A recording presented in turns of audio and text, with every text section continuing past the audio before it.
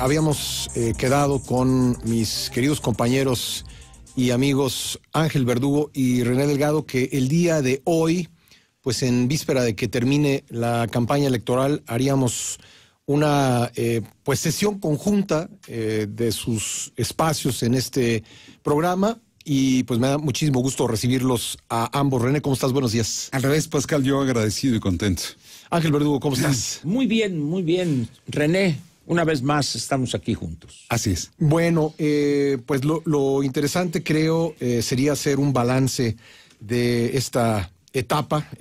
Pues creo que podemos decir que no es únicamente el periodo formal de campaña el que tendríamos que analizar para hablar de la contienda electoral. Hubo una etapa de intercampaña antes y antes de esa una etapa de precampaña, y me parece que por lo menos en el caso de dos de los cuatro candidatos presidenciales podríamos encontrar raíces de su búsqueda de la presidencia de la República mucho más allá del periodo electoral, del proceso electoral que está por culminar con la elección del próximo domingo. René, qué balance harías de la etapa formal de campaña, pero en general de todos estos meses de búsqueda de la presidencia de estos hombres?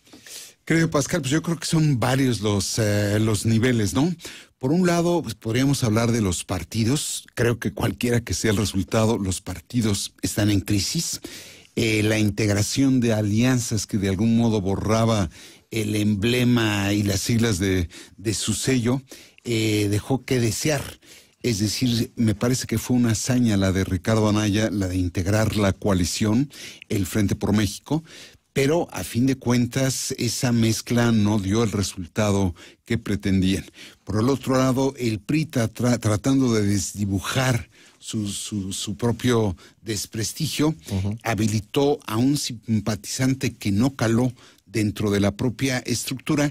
Y en el caso de Juntos Haremos Historia, me parece que esta mezcla sindéresis encontrada, diría casi de amasijo de ideas políticas, creo que al final va a reducirle el margen de maniobra a su propio candidato y le va a dificultar la posibilidad realmente de llevar a cabo un programa. Por lo que toca al proceso electoral, Pascal, se nos había prometido que sería mucho más corto y mucho menos caro.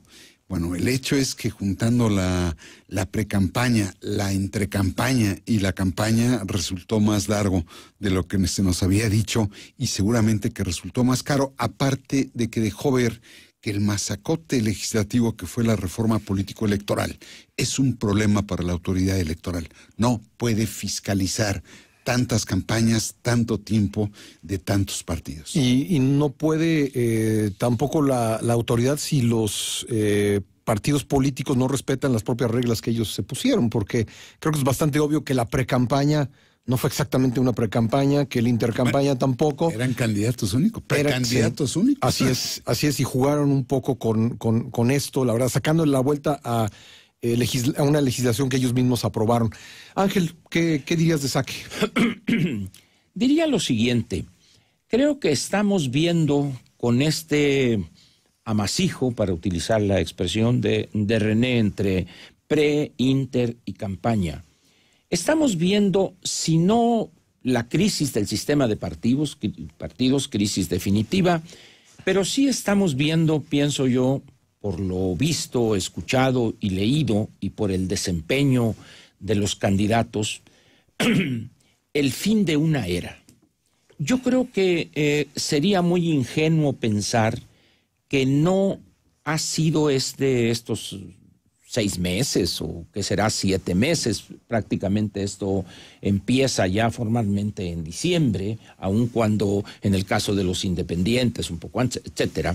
Pero yo creo que nadie en sus cabales pensaría hoy que es posible repetir una siguiente campaña presidencial dentro de 6 años bajo estos mismos supuestos, con estos mismos actores, o al menos con las mismas reglas que hoy hemos visto, que al final de cuentas yo diría medio como referentes, pero reglas en el sentido estricto no lo son. ¿Por qué? Porque han sido violadas de una manera flagrante, ofensiva. Este eufemismo del tope a los gastos de campaña, bueno, pues yo no sé quién en su sano juicio puede... Es como tope donde tope, ¿no? Así es, yo creo que más bien es tope donde tope y voy derecho y no me quito. Simplemente si se cuantifican los costos de estos últimos actos, que es regresar a una época que uno habría pensado ya ida, esta idea de que hay una relación directa o directamente proporcional entre el número de asistentes a un mitin y eso se traduciría en votos multiplicados por 5 o por 10 por cada asistente, pues no pasa de ser una ilusión o también un lastre de épocas que uno habría pensado que ya están fuera. Lo más destacable me parecería a mí este desempeño del Partido Revolucionario Institucional, porque sus dos compañeros de coalición los veo totalmente desdibujados, y el candidato designado.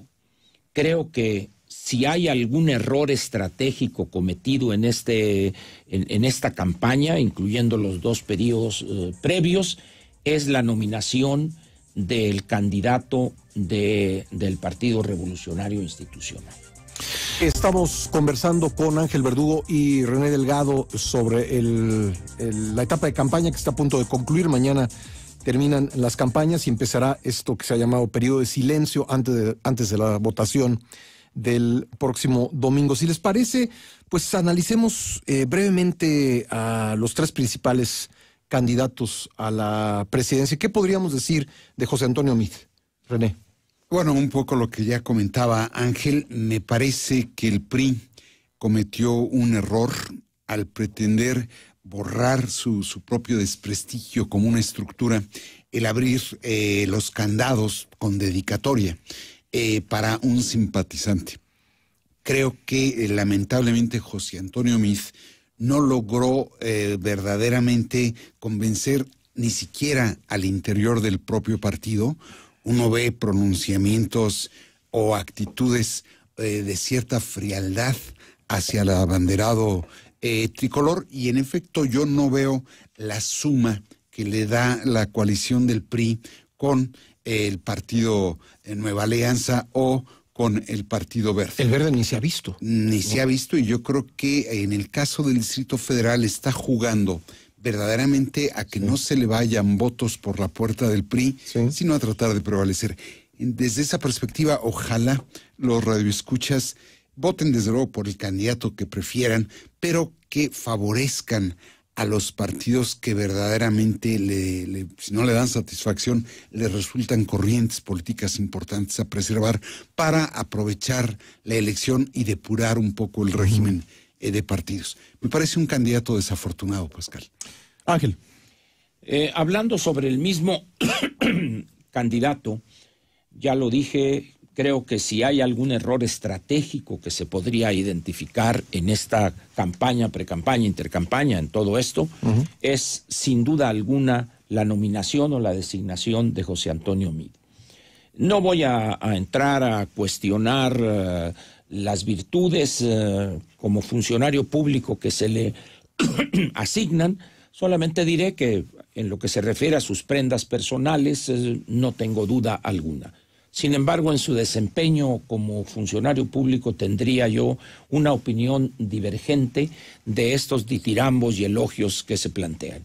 Una persona que después de 20 años nadie lo conocía antes de ser candidato, pues quiere decir que nada hizo destacable en esos 20 años para que fuera recordado o fuera conocido.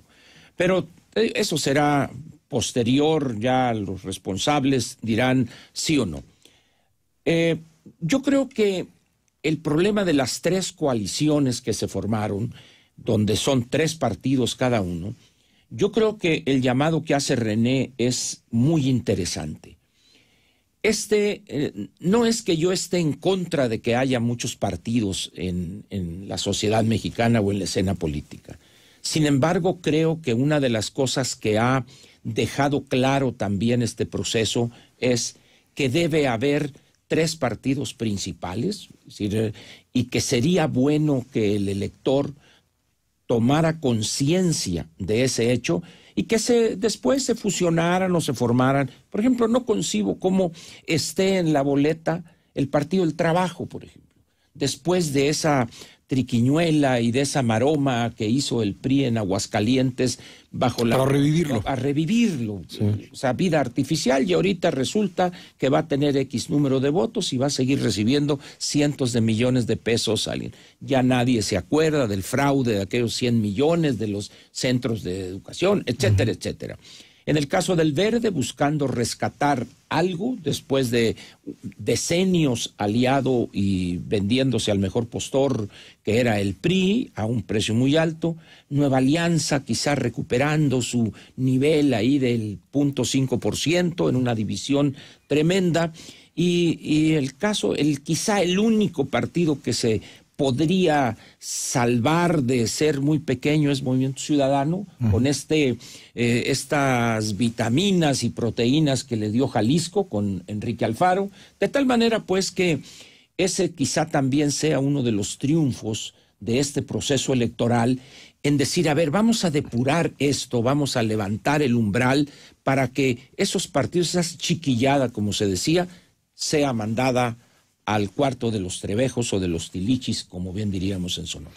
Bueno, haremos una nueva pausa y regresaremos para analizar brevemente la participación en este proceso, tanto de Ricardo Anaya como de Andrés Manuel López Obrador. Regresamos así. Con 23, Ricardo Anaya. Mira, Pascal, yo tengo la impresión de que es víctima de su éxito. ¿En qué sentido? Yo sí reconozco como una hazaña la coalición que integró. No me gusta. Pero lograr sumar en un solo frente a Movimiento Ciudadano, al Partido de la Revolución Democrática y al propio Acción Nacional, me parece que no es una tarea sencilla. Y lo logró. En ese sentido, me parece una hazaña.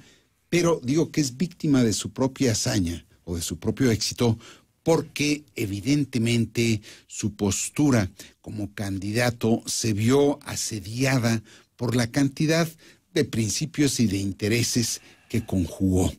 Y en esa medida creo que se tendió a sí mismo el problema de su campaña. Ángel Verdugo. Diría yo que es el único de los 3 que puso una agenda o los lineamientos más generales de una agenda de futuro.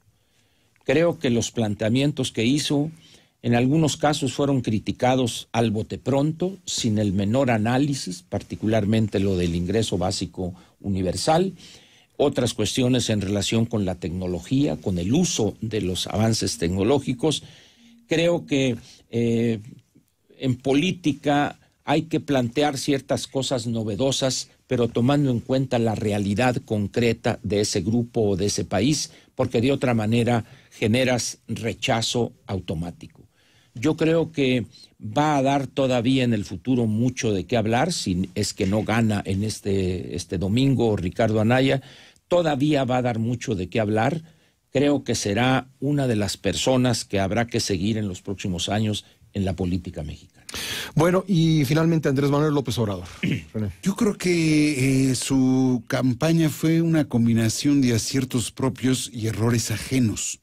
El propio pacto, el Pacto por México, quiero decir, en la medida que sumó al PRI, al PAN y al PRD en un solo pacto, le dejó el monopolio exclusivo de la oposición a Andrés Manuel López Obrador, que evidentemente no desaprovechó la oportunidad. Tuvo por mérito armar un partido en 6 años, diría en menos de 6 años, cosa que me parece importante, y luego supo agregar varios aciertos en su campaña. Su libro La Salida, febrero de 2017. El Proyecto de Nación, 20 de noviembre 2017. Gabinete, diciembre de 2017. Y una serie de gabinetes especializados. Y supo sumar, así como a personajes criticables, a personajes apreciables. En esa medida, entre los errores que llevaron a cabo desde el arranque del sexenio los demás partidos, los errores que llevaron a cabo durante la campaña esos partidos y los aciertos, fortaleció muchísimo sus posibilidades. Ángel Verdugo. Rápidamente diré lo siguiente. Creo que todos aquellos que piensen que López sea moderado, un hombre prudente, van a recibir una sorpresa muy desagradable. Yo creo que López sintetiza lo peor del electorado mexicano. Lo peor, lo digo con pleno conocimiento, o no dudo al hacer esa afirmación. Él ha aprovechado de una manera perversa la ignorancia de nuestro elector promedio, ese clientelismo de decenios que en el momento en que cambia el modelo económico, él cacha primero el PRD y ahora él es a esos millones que quieren vivir del gasto público, que quieren vivir de la dádiva, que piensan que todavía es posible seguir recibiendo maná caído del presupuesto de egresos de la Federación. Él seguirá siendo López, es un hombre que abomina el escritorio, el análisis cuidadoso de alternativas, de diferentes posiciones ante un problema. Creo que seguirá siendo el líder de un movimiento, un poco a la Fox, vamos a decir. Su lugar es la plaza pública, el grito, la invectiva, este recuento que hizo Gabriel Said el domingo en el periódico donde escribe René, es demoledor. López seguirá siendo, hasta que se muera, López, y creo que hoy sí es, en verdad, el gran peligro para México, y muchos que creen ingenuamente en su transformación sufrirán una sorpresa muy desagradable.